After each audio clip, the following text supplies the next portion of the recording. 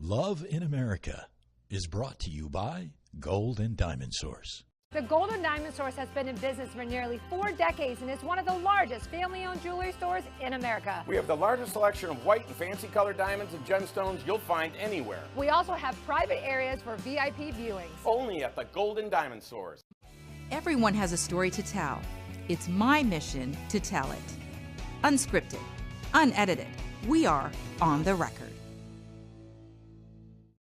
Hi everyone, I'm Serena Fazan and thank you so much for joining us. Oh my gosh, I have a huge smile on my face because everybody knows who watches that this is my absolute favorite series, Love in America. It's time to share a love story. And joining me today, Edie and Al Dopking. Thank you so much for being here, celebrating this year, your 25th wedding anniversary, your silver anniversary. They're like, okay. Okay, Serena, you're so excited. Well, okay, let me start. I met Edie, though. Thank you so much for giving me the honor to MC your Stirrup of Hope event. And of course, we're going to talk about your Quantum Leap Farm mission on the record on Wednesday coming up. And look at them, they're just smiling because the whole time, though, I'm thinking there, I'm like, oh, I need to get this couple on Love in America. So let's start. So Edie, this is a second marriage for both of you. Yes. Right? Yes. But he's your soulmate. For sure. Yeah, and my best friend too. You know, his son actually told us that the statistics for second marriages are kind of dismal. Really? So, yeah. So this just works. I don't know. There's a lot of reasons why, I suppose. But yeah, so second marriage or not, here we are 25 years later. No, it's wonderful. And look, you're always holding his hand. And when Al, you walked in, she gave you a big smooch. Oh my gosh. But tell us, because I do love this story. Usually, you know, the show is unedited, unscripted, but sometimes I have a few minutes before the show that I could delve deeper into the love story. Tell us how you met Edie, and there was an immediate spark, right? Well, there was for me. Well, there was for me too. We were at Tampa Bay Downs in the owner's suite, Stella and Bronson Thayer suite, and it was the All Florida meet for the Hunt Club. And I actually was on a date, and but it was a date where you knew it wasn't going quite right. And I saw Edie, and I think I asked one of my friends, I said, who's the blonde? And said that, you know, she's single. And I said, great. And I thought someone was going to introduce us. And finally, nobody did. And we introduced ourselves. And we had a little conversation. And then the Hunt Ball was that night, The following night. And I think I came over and whispered in your ear that I was going to call you this week and love to go out on a date with you. Yeah. And you said, please do. Dances. Yeah.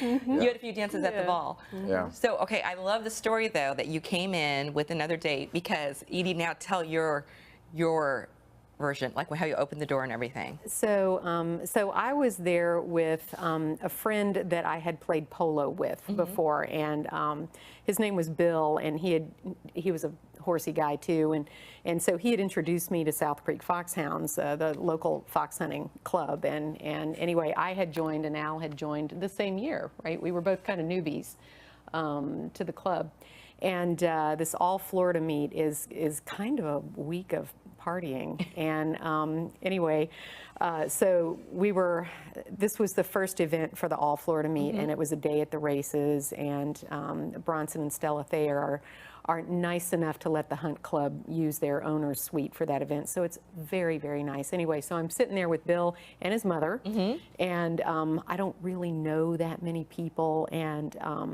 the door opens in. So Al walked through the door and opened it, and I saw him, and I was like, whoa, this whole room just got a lot more interesting. And then his date follows him in, and I was like, dang, you know, and anyway, I kept kind of looking at him, and he was looking at me, and I thought, I'm gonna have to find a way to meet this person. And you know, as I told you earlier, it was like nobody would introduce us, and I was like, son of a gun, we're just gonna have to introduce ourselves. So about the time I'm thinking that, he walks over to the table and says, hey, I'm Al Dopking. And I said, thank God. Yeah, and we chatted for a little bit, and his date went to the restroom.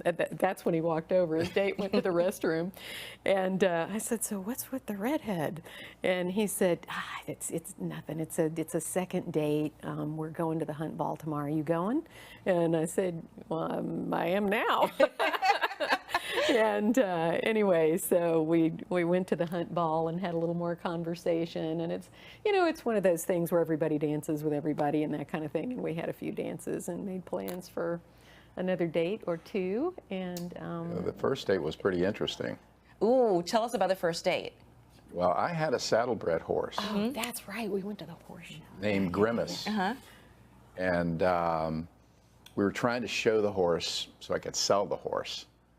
And it was at the Gasparilla Saddlebred Horse Show over in the fairgrounds. And I said, would you like to go to a horse show? I mean, that was like music to your ears. Yeah.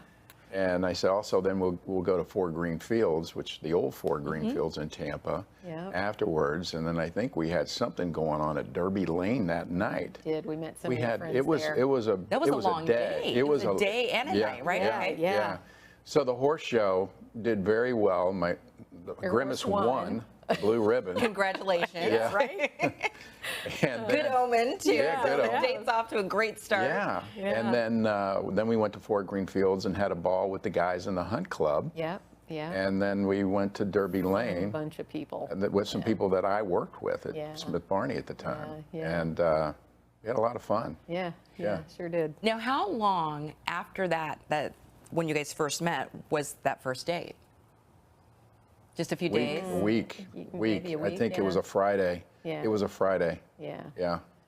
Yeah, because it was a Saturday night for the hunt ball, or Friday night or Saturday night for the hunt ball. Saturday night for the hunt ball. And then it was the following Friday. Yeah. Was it love at first sight for you guys? Look at Al. It was for me. It was? It was for me. Okay, yeah. so, you know, okay, before you answer, they say that men instinctively know. So you knew. I knew that it was almost like when she was sitting in the owner's suite at Tampa Bay Downs, it's like, man, I got to get up the guts to go over there and sit down and say something or I'll regret it. Yeah. Aw, really? Yeah. Oh, did you just learn that today? Yeah. Oh, so yes, okay. I was telling them before the show started so I love this show so much for multiple reasons, but one of it is sometimes you learn something about your partner that you didn't know, and that's 25 years later that you didn't know that. Yeah, yeah. So my intentions might have been slightly less honorable. But yes, a few dates later, I was like, well, okay, so here's what happened, right? I invited him out to my house to cook out some steaks, and my mom was a very big part of my life at that point, and to meet my mom. And Lou, her boyfriend. Anyway, so Al comes over, and at the time, I had 5 dogs. I lived out, we still live out in Odessa, but at the time, I hate to say this, but there were a lot of people who would just dump dogs out there, you know? So he swore to God there was a sign at the end of the driveway that said, "Sucker lives here." So I had like 5 dogs at the time, and so Al walks through the door, he's got dog juju, I'm just telling you. Anyway, so he walks through the door, and he immediately just sits on the floor and baby talk to all these dogs, and I'm like, this could work. He's the keeper. This could totally work.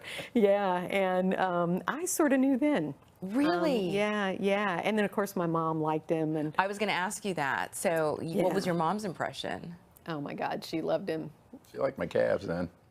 She said, oh, my Lord, he has the nicest legs of any man I've ever met. She was from Alabama, so she had that Southern sort of drawl going on. She was a riot. She was a stinker. Yeah. Oh my gosh. Yeah, oh so my fun. Gosh. Oh my gosh. So your love story, I mean, really just took off. And then, Kinda did. Right? And then so you guys dated for about a year, you said. And so Al, you knew you were going to propose, right? Okay, so tell us how you guys got engaged. And wasn't there a little bit of a, Yeah. could have. So You tell it. he surprised. I mean, we had talked sort of figuratively about marriage. Remember, it was a second marriage, and we're both kind of, about getting hurt again and that kind of thing. So, anyway, he just decided on his own that he was going to ask. Right? I mean, I was not prepared at all, and. I was going to a medical conference in Dallas, and he had colleagues in Dallas and decided to go with me. Yeah. And anyway, so we were getting on a plane at St. Pete Clearwater Airport, right? And we're going through the metal detector, right? And I had packed my briefcase, and my desk is chronically a mess, so I like scooped up a bunch of papers and threw them in there, all the stuff I was currently working on, forgetting that I use a horseshoe for a paperweight. And it was kind of buried under some of those papers, so it ended up in my briefcase, right? So I go through line first, he's right behind me, and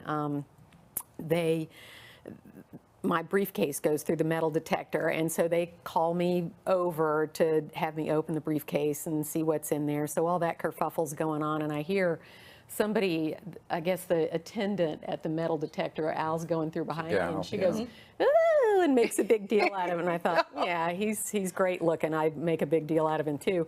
And anyway, I didn't hear the rest of what was going on, but he had the ring in his pocket, and it was in a velvet covered metal box, and it set off the detector. Right, so he's trying to go, shh, shh, shh, shh, she doesn't know, and I'm totally distracted. And so we get on the plane finally, and he's like sweating bullets, and I had to show her the ring, and show her why it was setting it off. So that's when she was saying, "Oh my gosh, it's so beautiful." The attendant. The attendant. It was a female, and I didn't hear that part. so she goes, "Okay, put it in your pocket. I get it." And let me through. Yeah. But I thought I was going to have to, that was the second time I went through the metal detector. Oh my gosh. So I was trying to figure out how I'm going to get it through without pulling it out. Right. Yeah. Yeah. Oh my gosh, so it was almost blown because of that metal detector. Think it was like divine intervention. You love horses, like it's that horseshoe basically saved the surprise. Exactly. Oh my gosh. Okay, Funny thing. Right? I mean, who would have thought the horseshoe saves the surprise? So you get They're to your... good luck, Yeah, they are. Oh, they are good luck. So maybe I should carry a horseshoe around. Yeah. Maybe I should put one on my desk. That's a good idea. I don't mean to so Al, you get to your destination. Yep. So now you're sweating bullets thinking, oh my gosh, thank goodness we got through that. Yep. Because you got on the plane. Okay, got on the plane. Yeah. Okay, so then what happened? Had a drink. Okay. Maybe two. I said, "What's going on, man? You're sweating bullets. Are you like packing heat or something?" So had a couple drinks. Yeah. And then how did you pop the question? I think it was not the very next morning, but the morning after that. I said to Edie, I said, "There's something under your pillow that you might like." Yeah. And so she lifted up her pillow, and the ring was in the box, opened. Yeah. And she says, "Oh my God. You got me a chandelier." It was big. Oh, it's a beautiful ring. It's the ring. It's gorgeous. Yeah. It's beautiful. Thank you. So were you completely surprised then? Totally surprised. But I don't think I said yes. I think I said hell yes. You started crying, and you go, "Oh my God, oh my God." And I go, "Does that mean yes?" And you go, "Oh yes." Absolutely. Yeah. Oh my gosh, that's so wonderful. Okay, hold that thought because I want to go to a break and we're going to come back and talk more about your love story, which is, I'm in love with your love story. So stay with us, everybody. Thank you. Thinking about getting engaged, planning to upgrade your wedding ring, or finally getting that Rolex? The Gold and Diamond Source can help you in many ways. You can start a layaway plan for only 10% down and 6 monthly payments. Take advantage of our 3 to 5 year interest-free financing. Or you can trade in your old broken jewelry and use it towards a new purchase. Come to the Gold and Diamond Source and find that perfect gift for the ones that you love.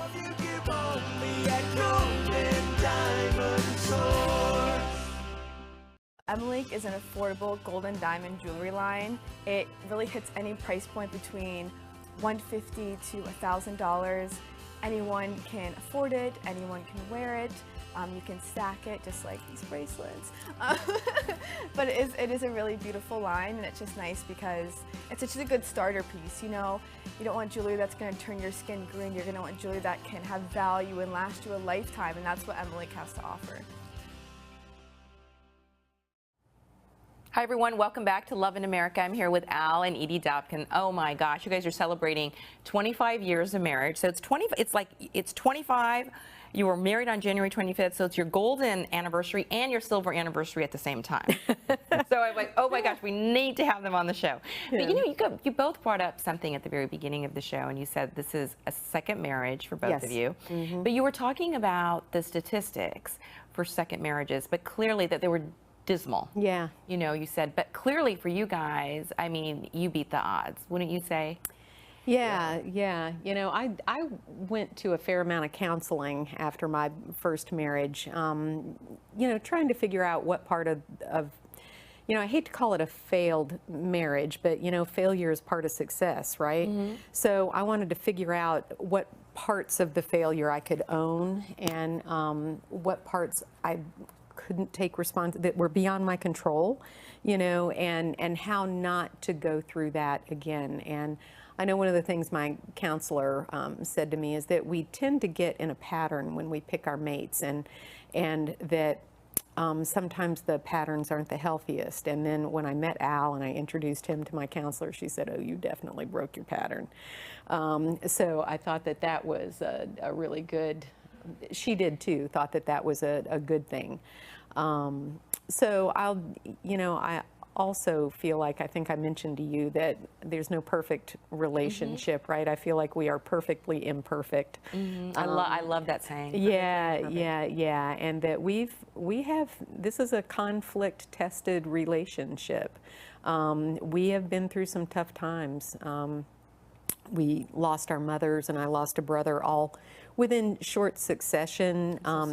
You know, business changes, and he went through the startup of Quantum, which was Quantum Leap Farm, mm-hmm. which was, it was just difficult. It was really difficult, and we were both super busy people. I mean, he has kids, and you know, his mom required quite a bit of care, as did mine at one time. I had a sister that helped a lot with that, but he's an only child, and my sister Jane helps him too, though. Half sister, yeah. But she did help some, but for the most part, she lived away from here, so correct. A lot of it was on you. So we had a lot of demands on our time, you know, that pulled us away from the relationship, and you know, we both just had to understand that, you know, that we could come back to each other, but that there are times in a marriage when, you know, sometimes just the demands on your time require you to be elsewhere. I appreciate you being so open and honest about it too, and also, you know, going to therapy and mm-hmm. talking about the benefits of therapy. And you said you brought Alan to meet your therapist. Mm-hmm. Was that when you got engaged, or even before you got engaged? It was before we got engaged. Was it? No, I thought it was after we got engaged. Okay. Yeah. And you know, Al already had children. Yeah. And you know, she discussed that with us too, and. Because you do not have biological children together. No, but your children, of course, are your children. You know, they were little. You said. That's how I love Al's kids. Mm-hmm. Yeah, they've been they've certainly been an enhancement to my life, for sure. And you were saying, so Al, when she brought you into the therapist, mm-hmm. what were you thinking at the time? Because it's very interesting that you mentioned this, because I have a dear friend who actually, Edie, followed your same path, and they're not engaged yet, but she asked her boyfriend, mm-hmm. she's hoping to be, you know, fiance, to see a therapist, and he at first was like, why? You know, we're not even married yet, and we're seeing therapy. Yeah. So what was your reaction, Al, to that? Nothing to lose and everything to gain. You know, I saw a therapist after my first divorce, my only divorce. Very good. Yeah, good answer. One and done. Yeah, one and done. One and definitely done. Yeah. And kind of helped straighten me out, you know, figure out what I was looking for in life at that time. And, you know, anytime you go through a divorce, you feel like you got the hell knocked out of you. And It's wicked. so I knew that things would be brought out that I hadn't thought of because this person was a specialist in this area. So objectively, it was good to think about things, obviously. It was very attracted, obviously, tremendously attracted. So all that's good, but you know, you got to go through your daily life with someone, and when you get married, and things are thought of that, you know, that can help. Absolutely. So Edie, when you mentioned that you broke your pattern, and your therapist mentioned that you broke your pattern, how do you think you did that? I mean, clearly, of course, through therapy, and clearly breaking your pattern led you to the right person. Yeah, for sure. I mean, you know, as Al said, counseling can help you figure out what you want, you know, not, and what's healthier, you know, for you in a relationship. And, you know, I think that was it really, is having a better idea of the kind of things that I wanted in a relationship. And one of the things that I really love about Al, just observing him with his mom and his kids and his friends, it became very apparent to me that his relationships are very important to him and that he prioritized that. And so that's one of the reasons that I always knew that even through bad times, that even though we were getting pulled in different directions a lot, that the relationship was still paramount to him and to me. And so that, you know, it wasn't going to go anywhere even if we couldn't spend a lot of time together, like, you know. Worth fighting for sure, because relationships are important. Yeah. Do you both feel that you were also, did timing play a role as well? Like you were both, what, four and a half years out of your other relationship? Well, you weren't. I was closer. About, I was about that. And I think from a standpoint, I wanted children and had 3 great children. Edie recognized that, accepted it. She was more professional and wanted grandchildren, but not children. And so therefore, I think that was a good fit in terms of that, which was important for me, that I had my 3 children, have a special needs child as the second child, and take some time. So it allowed me to do everything I needed to do with my kids, as well as the fact that I was happy and didn't really need to start another family. And so she was comfortable with that. So objectively, it was, you know, that was one of the things that fit. Yeah. So that, you know, this show's always unedited and unscripted, and I hope I don't ask questions that, thank you. But so Edie, because women do get that question a lot, though, you know, about having kids. So for you, it was more important for you to be a grandmother and a mother to his kids. I don't. Somewhere along the line, I missed that gotta have a baby thing that a lot of women have. I don't know if it was being the youngest and not having little brothers or sisters, or exactly what that was, but I have always looked at having kids as the biggest responsibility that anyone could ever take on, right? Raising another human being. And I have to say, it intimidates me, and I have never felt ready for that.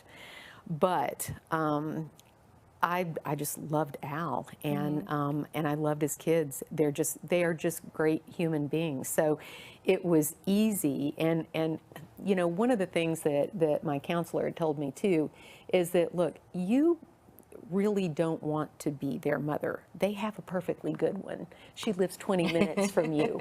And so I remember right after we got married, I had this conversation with Nathan where he started calling me mom, and I said, hey, Nate, you know what, let's talk about this.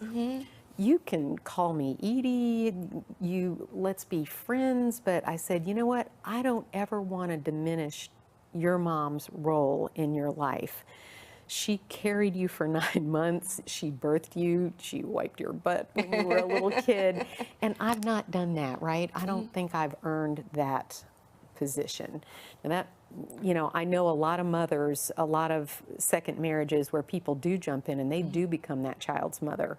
And a lot of times it's totally necessary. But in our case, it wasn't. And, you know, the families get along with each other too, you know. I mean, Terry has never been anything but wonderful to me, and I never wanted to be that wedge between Al and his kids. I mean, that is not a good thing to be.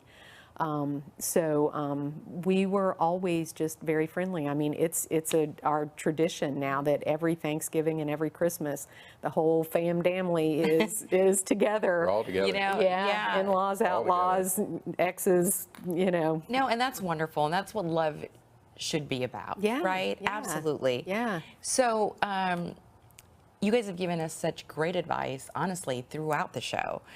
But what else would you offer? Why do you think, Al, your relationship works? Well, I think Edie's got a really good sense of humor. So do you. And I think, you know, I think we both have each other's back. We know it. You know, there are times where we're asking for each other's patience, and we do the best we can. We generally have a soft heart in terms of each other. So I think, you know, it's a cocktail. You know, it's just not any one thing. You know, you go through life and you get beat up, you get picked up, you celebrate your, you know, each other's accomplishments, and you have fun, you know, encouraging the other person, and you listen. I think that's important, obviously. So again, you know, it's taken one day at a time and not taking it for granted. I mean, that's kind of a short story version, but there's more to it than that. I mean, And Edie, you would agree, or what are your thoughts as we wrap up the show? And you know, I want to say that I think that hold on loosely advice is good. Al has been very good, and I try to be very good about that. We take vacations together. We take vacations separately. I'm about to go on a little Montana trip with a bunch of girlfriends. So it's important to have, you know, yours, mine, and ours time with each other. And as he said, that sense of humor is essential. You both are wonderful, and you've made me laugh throughout the show. You're a beautiful couple. And guys, see proof that there is true love and second chances, and the second chance could even be better than the first chance, right? Yep, second, third, and chances in the double digits. You never know. Oh my gosh. Al and Edie Dopking, thank you so much for joining us for this episode for Love in America. If you guys have a couple that you would like to recommend for the show, please reach out to us. We do love sharing love stories, and we're getting a lot of recommendations. Also, you can find me on multiple social media platforms, as well as on Roku right now. Thanks again so much, and we thank the Golden Diamond Source, of course, for sponsoring this wonderful show about love. Thank you. Thank you.